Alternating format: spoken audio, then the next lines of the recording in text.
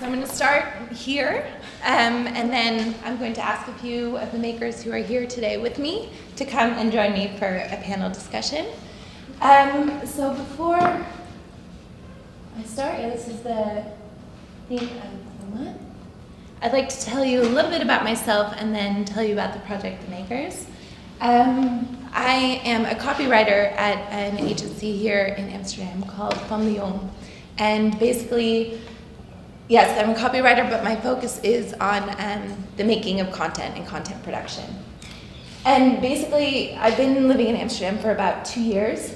And I guess you could also say I'm an urban explorer. I really like to discover the city. And as I was here, I kept coming across really great little places, coffee places, shops.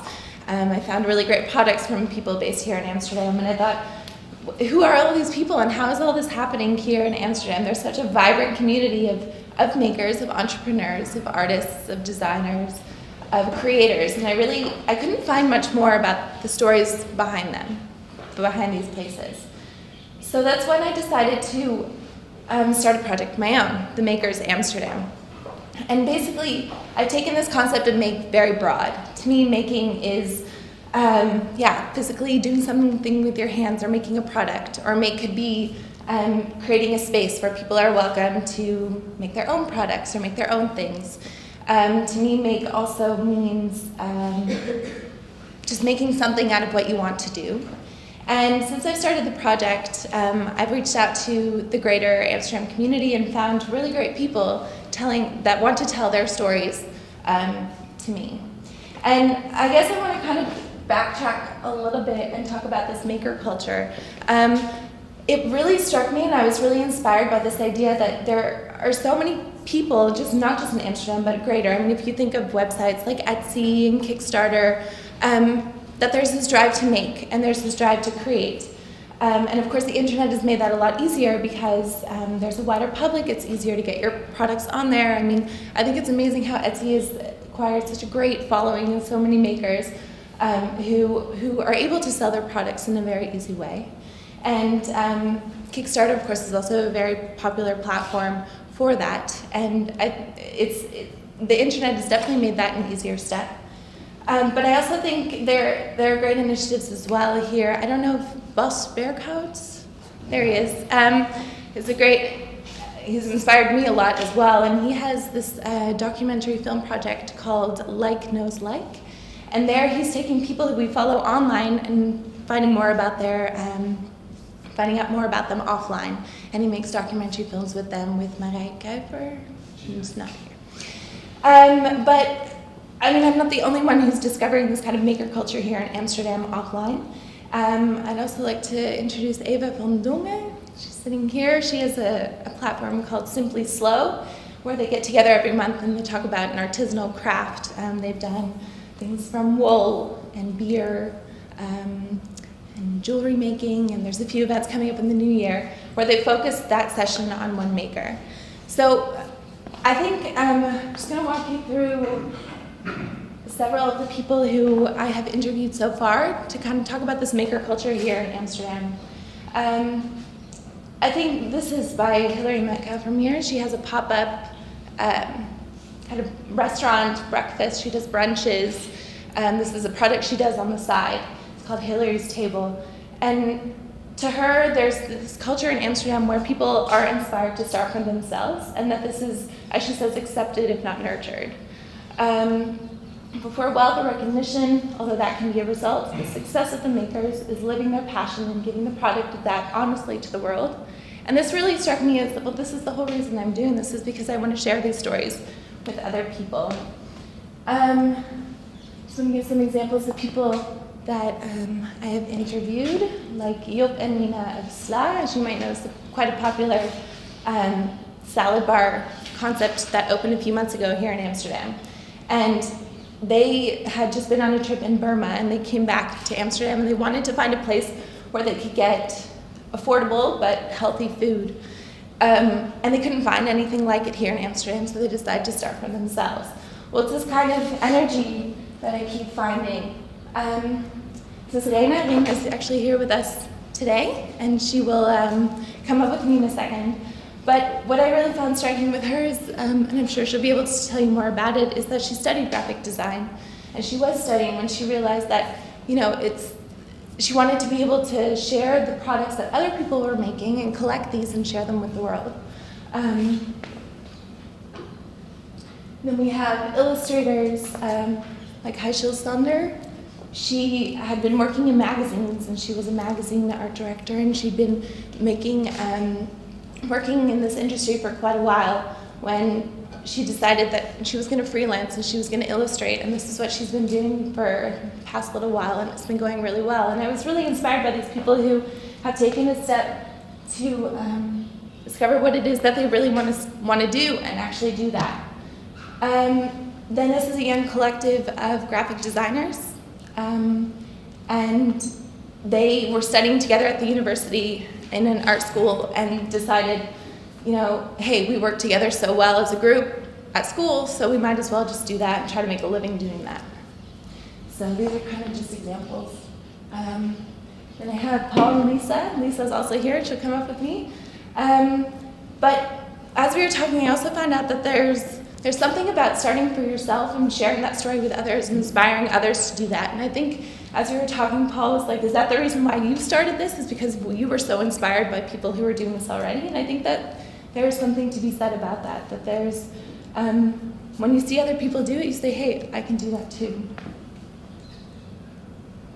So with that short introduction, I'd like to invite Reina to come up with me, and Sam of Pristine Fixed Gear. And just take a seat. Lisa? Yeah.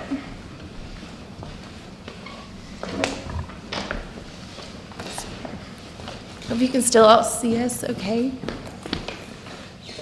All right, so welcome. Thank you for getting up early in the morning to be here to share your stories with us. Maybe we can just start, and you can tell a little bit about what it is you do, and maybe we start that like that. Maybe you start with Sam? Yeah. Hi, my name is Sam. I'm the shop owner of Pristine Fixed Gear here in Amsterdam. It's a bike shop. There are 300 bike shops in Amsterdam community, so what is special about Pristine Fixed Gear? We focus on a specific bike. Maybe you heard of a fixed gear bike, simple, elegant.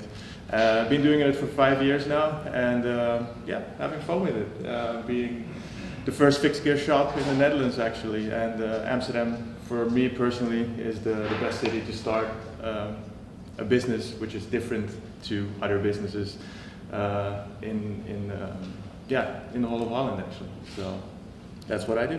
Great. I'm a how do you say, fietsenmaker? Bicycle maker. Yeah. Well, I had a small introduction already. My name is Reina, and I run a lovely little store called Here. And it's kind of a concept store, gift shop. There's not really one name for it, but it's just a store with products that I love myself. So simple. Yeah. Okay, I'm Lisa.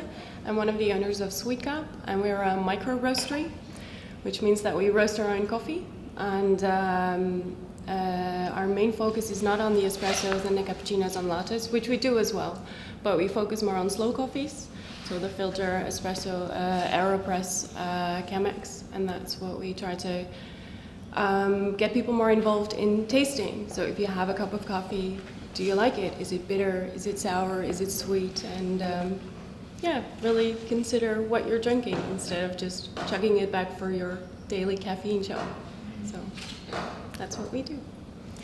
So we have examples here of people who've started their own businesses, if you will. I mean, we've invited several different makers who are in different industries, and I'm just curious what inspired you to make that first step to starting for yourself. And quite a risky. I always think it's quite a risky thing to do. But there's something that must have triggered that idea to I want to do something for myself. Yeah. Yeah, well, for me, it was something I thought about for a long time. Because when I started graphic design, I didn't like making things myself, but collecting things of others. And it was something I kept talking about until this wonderful building came available. And it was such a good opportunity that I had to jump in. So I think if it wasn't for the building, I wouldn't be doing what I do nowadays. But it was a good location, and it was such a pretty space, and it fitted with my plans so well that I just had to do it now. So there's some kind of urgency, like, to start. Yeah. For me, it was it's from a passion. As the Dutch, everyone cycles and everyone has a bicycle, and well, most of them got a bicycle. And since we were riding fixed already, I was in between my former company because of the crisis and everything. I had to stop that. I was self-employed. And I had to start something new, and I met up with a friend here in Amsterdam who was writing fix as well, and we were like, we have to start something. This is our passion. We have to. There was no fixed gear shop in Amsterdam, which is called the bicycle capital of the world. So it's kind of weird that there's no shop like that. And so we said, yeah, let's just do it, and started to look. Yeah, the preparation took around like almost a year, and then we had our space, and we just went for it. And with the crisis thing and all the economical problems, there are a lot of opportunities as well, because prices are low, a lot of shops or spaces are available at better prices. So if you want to start something and you believe in your product, it's always good to take that opportunity and then make something of it. And I think that's why we see so many new shops and new ideas, and there are opportunities to make your idea grow. So, and if you believe in your product, hopefully it will evolve into something beautiful. So, and that's after 5 years we're still here. So that's we're doing a good thing, I guess. Yeah. And how have you experienced that with Sweet Cup? We've only been open for half a year, and we sort of decided that when we finally found the machine, and we figured, okay, we want to own our own shop, we have to have a deadline. So within the end of 2013, we have to open up shop, otherwise we're just not going to do it. And we started looking for places, and it really, for us, was such a lucky shot, because it's hard to find something that fits you right and comes at a right price, because you don't want to pay just work for the rent. When it all happened, it happened so fast, and it's all crazy, but it's a lot of fun. And what have the responses been so far to what you've been doing? I mean, do you notice that there's a certain type of person that comes to find you? Is there? I mean, I did. I don't know if there's a lot of people who specifically look for these new enterprises, or what have the responses been to each of your different endeavors? Well, I sell bikes without brakes, so we've had quite some negative responses from the police. But then again, a lot of positive as well from the public. And we've seen the crowd going from starting at, say, 20s, mid-20s, up to 35, 40-year-olds who were interested in the bikes. And but now our youngest customer is, I think, 11 years old, and he comes with his mom and dad in the company, and he's like, "Well, I want this and that," and they're like, "Okay, hold on."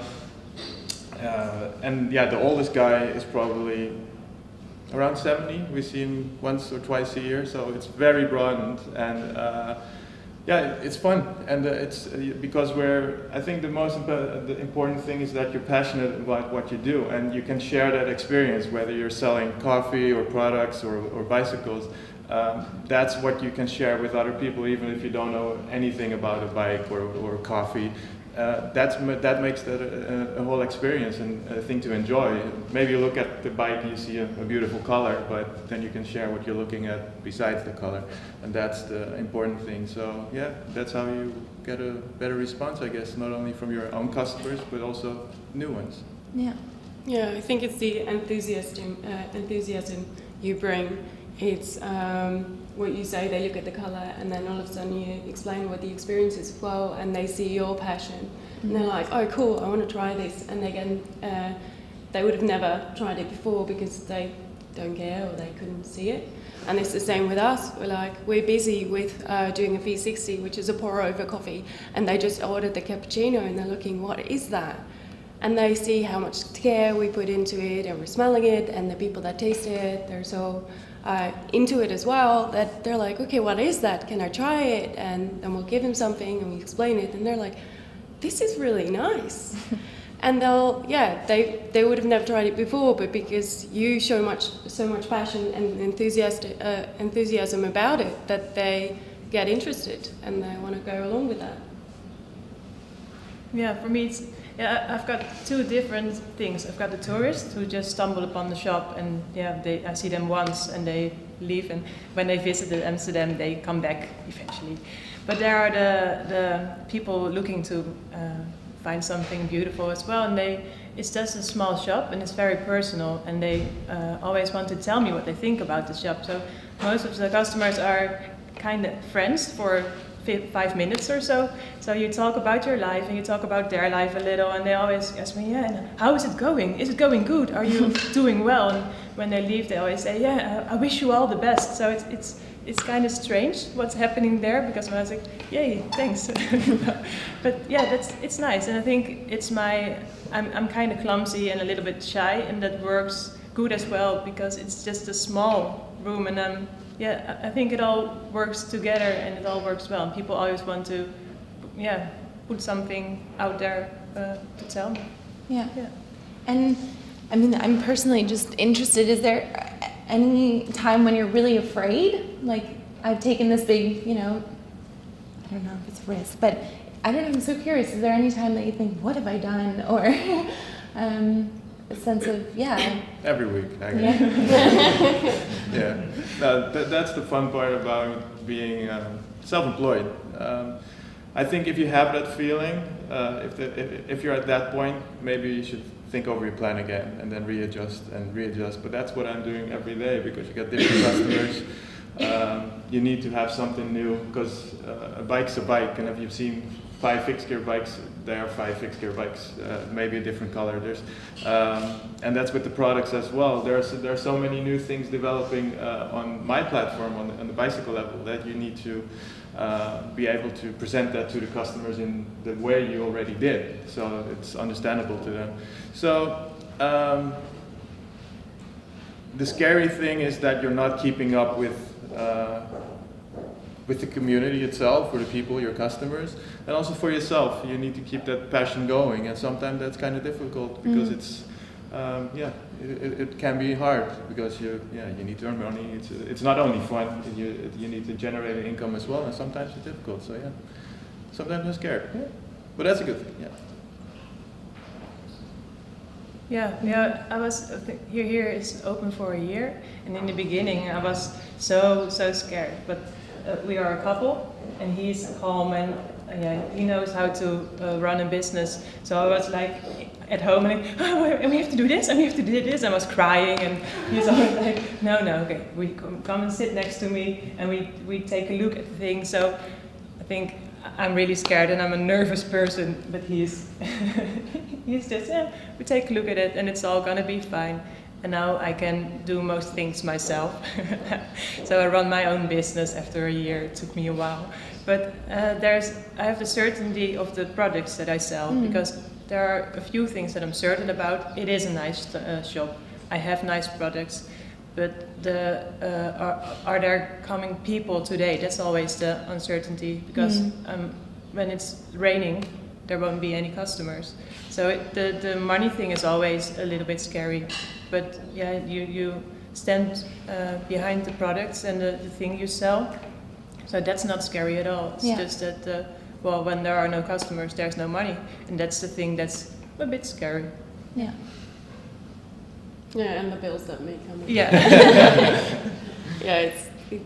Like you say, there's some things you're certain about, and if you're passionate and you trust the product, if you love your product, that's all you can do. And you hope that everyone else loves it as much as you do, and you try to bring that across. But that's what you can do, and they have to come. And if they don't come, they don't come. But that's Yeah. you give it your all, and that's it.